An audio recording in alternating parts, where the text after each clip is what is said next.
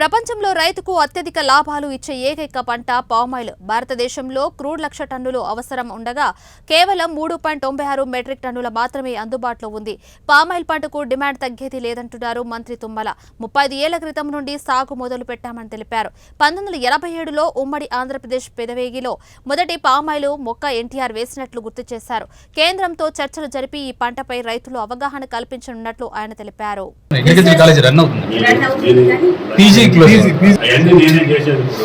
అడగక్కర్లేదు, నేను చెప్పక్కర్లేదు. అప్పుడప్పుడు గుర్తు చేయాలి. అక్కడ గారు కూర్చుంటుంది ఇక్కడ హార్టికల్చరే కాబట్టి ఈ కుటుంబ background చెప్పుకుంటుంది.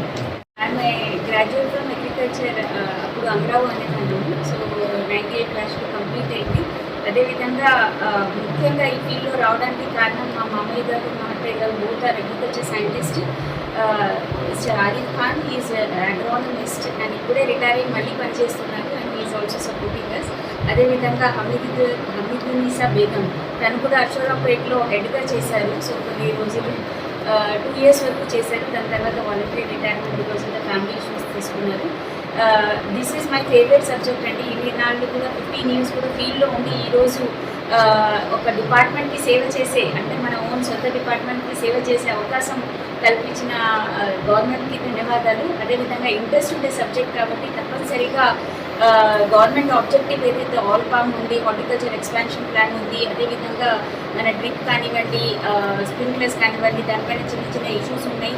Plus most important all expansion plan ఏదైతే మన జిల్లాలో 1,000 lakh acresకి 1 lakh acresకి మనం ప్లాన్ చేసుకున్నాం ఈ సంవత్సరం.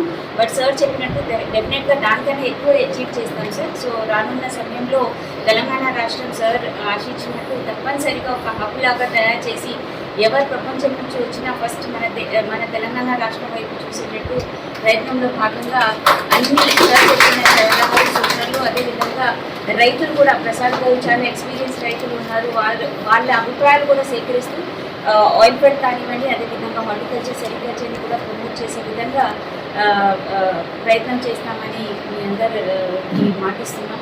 సో దానికి ధన్యవాదాలు sir. Thank you for having that confidence. Thank you.